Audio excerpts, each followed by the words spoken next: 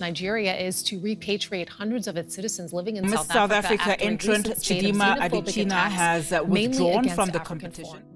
It was September 2019, Johannesburg. The streets were tense, restless, filled with smoke from burning shops and the distant sound of sirens that had become far too familiar. In the middle of this chaos lay Emmanuel Chukwuemeka, a young Nigerian man, beaten and left lifeless during one of the most violent waves of xenophobic attacks in South Africa. To the authorities, he was just another victim, but to his family in Nigeria, Emmanuel's death tore through their world like a hurricane. He had left home searching for opportunity, the kind that South Africa, Africa's most industrialized nation, promised. Instead, he found hatred, suspicion, and violence. His story wasn't isolated, it was part of a troubling pattern. In 2019 alone, more than a dozen Nigerians lost their lives in South Africa under similar circumstances. Each death sparked outrage in Lagos, Abuja, and beyond. Twitter hashtags called for boycott of South African businesses in Nigeria. Angry protesters stormed the outlets of MTN and ShopRite. Politicians gave fiery speeches about retaliation. But beneath all this noise was a deeper, more unsettling question. How did it come to this? Nigeria is to repatriate hundreds of its citizens living in South Africa after a recent spate of xenophobic attacks, mainly against African foreigners. Victor Issa only has a couple hours left to spend with his girlfriend in South Africa. It's been a year since he arrived here with big plans for the future, but then he was confronted with an outbreak of violence against foreigners. My plan initial state when I was coming to this country is to make a better living because I'm a mechanic by profession. I fix cars, but my past experience here in this country has never impressed me to stay back. So, and my place where I've got this thing that it's better you come back home alive than for you to die in another man's country. So it's better for me to go. Yeah, because the kind of people here are not the kind of people I need to be with. They don't care about your security, they don't care how you feel. They do things as if they are stupid. Nigeria and South Africa weren't always enemies. In fact, there was a time when their relationship was built on solidarity, sacrifice, and shared struggle. Yet, decades later, these two nations, Africa's giants, had become symbols of mistrust, resentment, and violence. The death of Emmanuel wasn't just about xenophobia. It was about history, about promises betrayed, about wounds that never healed. To understand why South Africans and Nigerians have found themselves on opposite sides of rage, we need to rewind back to the years when the bond was brotherly, when Nigeria carried South Africa's struggles on its shoulders. Because only then, through that journey, can we understand how a young man's life was cut short in Johannesburg, and why the dream of African unity keeps slipping further away.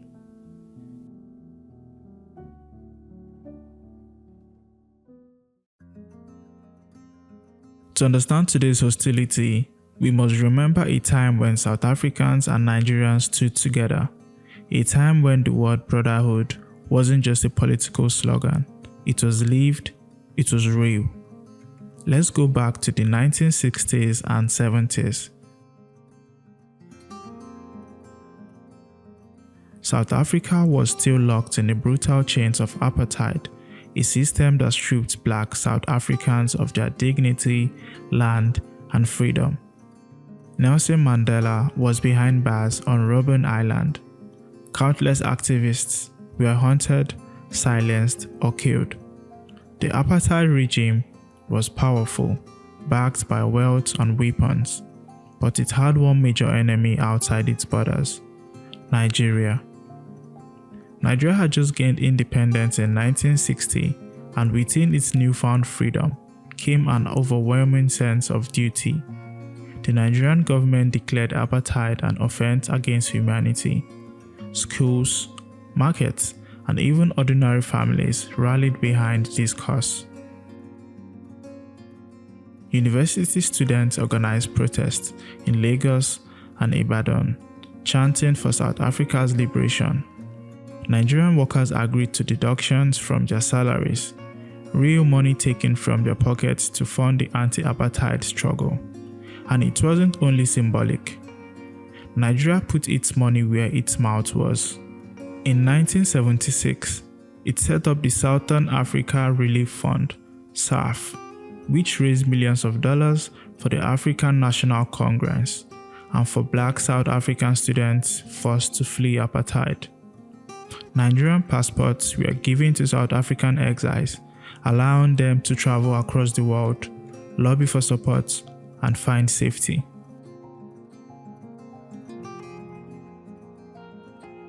Mandela himself would later acknowledge these debts. On his first visit to Nigeria in 1990, after his release, he told crowds in Lagos, "Nigeria gave us the resources.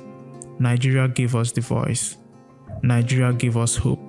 And ordinary Nigerians were proud of this role. In those days, helping South Africa was seen as helping Africa. If one country was oppressed, all were oppressed. If one nation was silenced, the others had a duty to shout. But here is where the irony begins. Because when apartheid finally crumbled in 1994 and South Africa emerged into democracy, many Nigerians expected a bond sealed forever, one of eternal gratitude, respect, and partnership. Instead, what followed would shock them.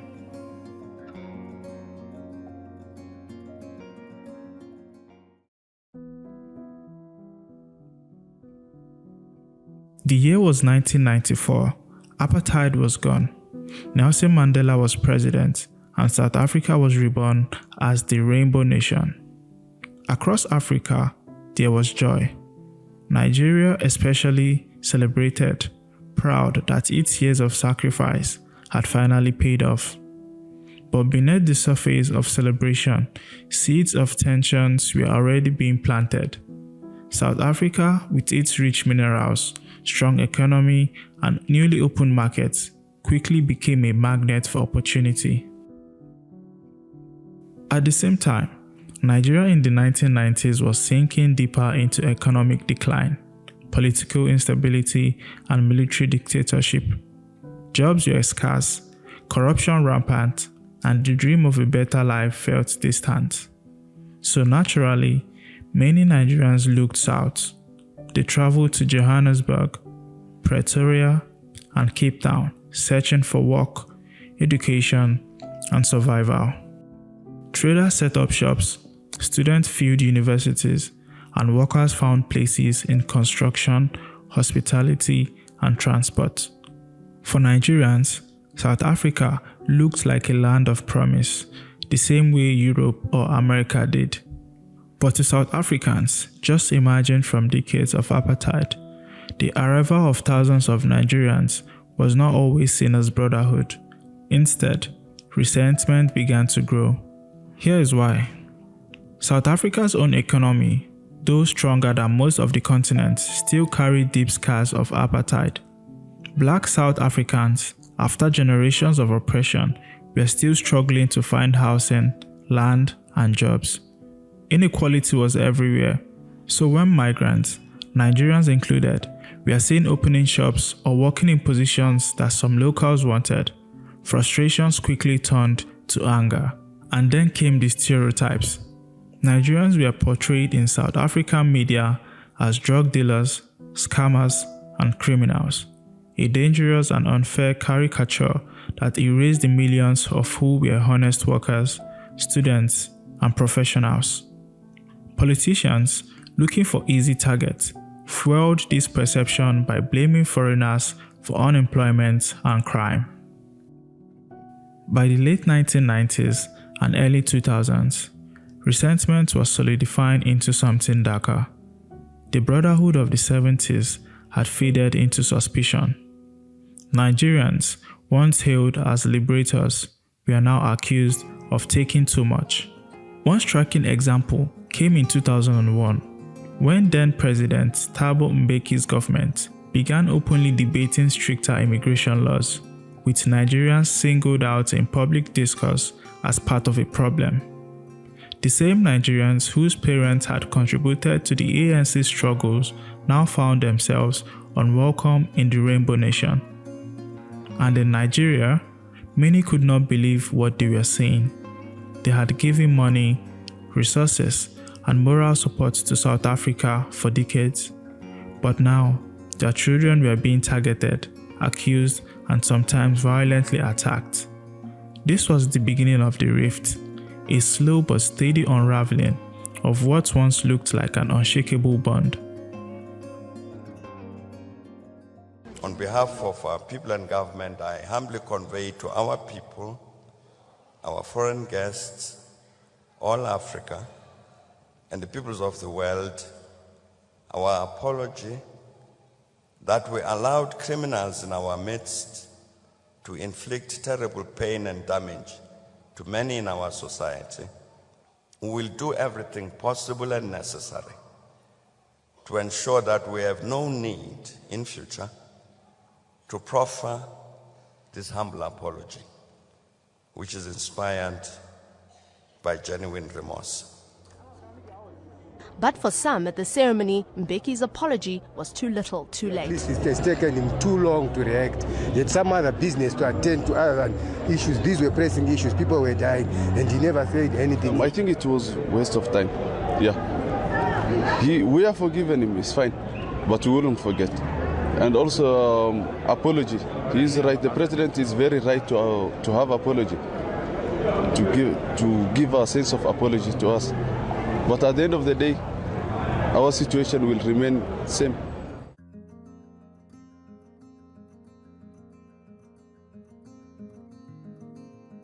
By the mid-2000s, the frustration that had been building for years finally exploded.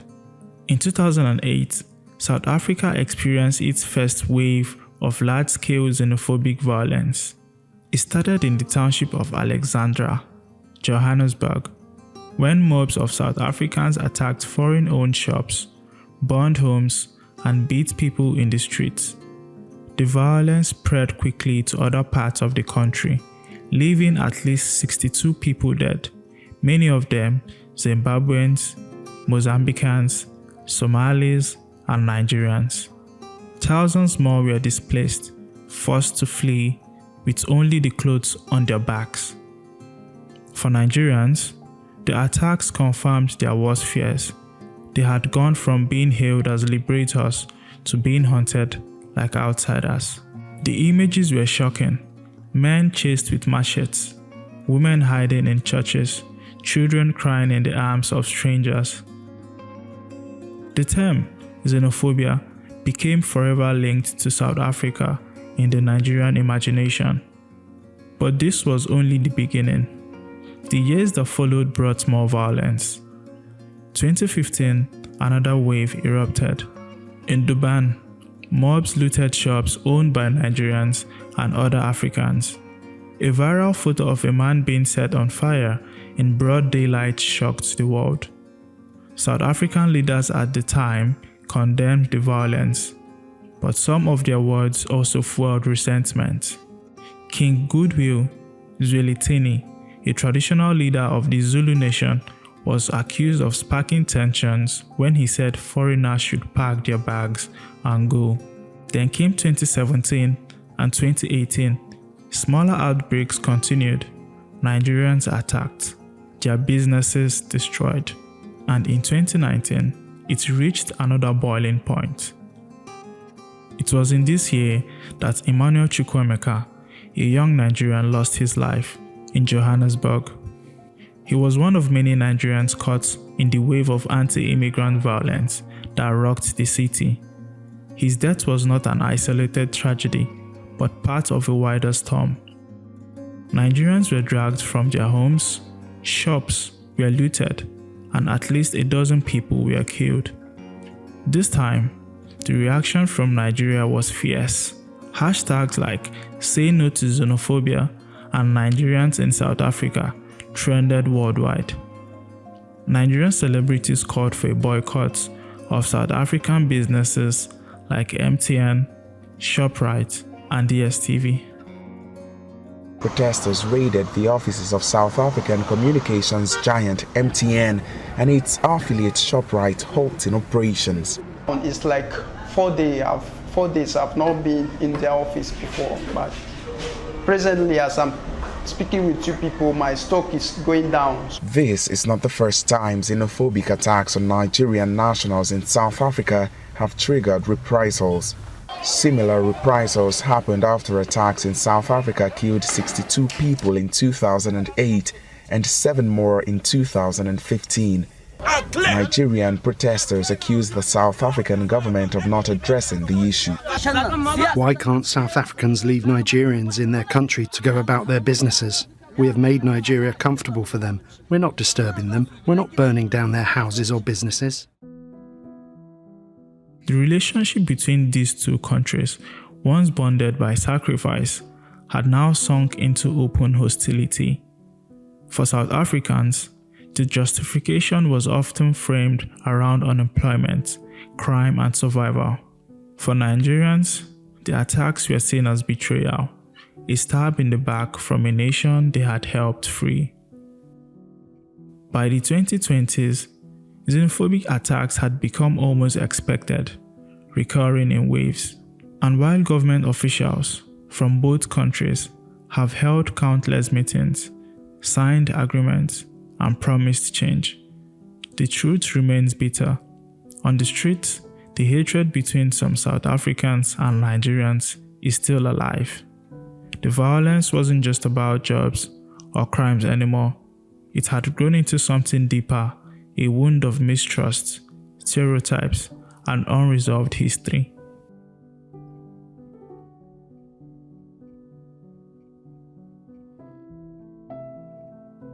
The fallout of the xenophobic violence between South Africans and Nigerians has been both immediate and long-lasting, affecting politics, business, culture, and even the way ordinary citizens view each other. After every outbreak of violence, relationship between the two governments plunged into crisis. In 2019, following the killing of Emmanuel Chukwuemeka and others, Nigeria's government recalled its ambassador to South Africa. Nigerian airlines like Air Peace offered free evacuation flights for stranded citizens. It was a rare moment where thousands lined up to leave, not for opportunity, but for survival. South African officials, on their part, issued apologies and called for calm, but Nigerians often felt those apologies were empty, given how frequently the violence recurred. At one point, Nigeria temporarily shut down the operations of some South African companies, citing security and regulatory reasons, though many saw it as retaliation.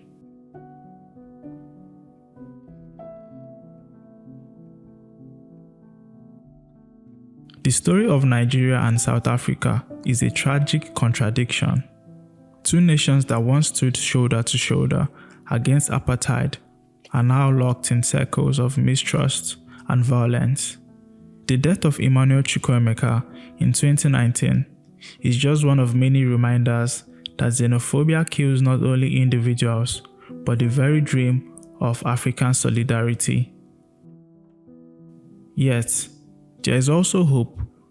If the same energy that fueled the liberation movement, the same passion that built global music cultures, and the same spirit of resilience in both peoples can be channeled towards unity, then perhaps Nigeria and South Africa can turn a page. Because in truth, these two countries are too big, too powerful, and too culturally influential to remain enemies. Their destiny and Africa's is tied together. Whether they choose to build bridges or burn them will shape the continent's future.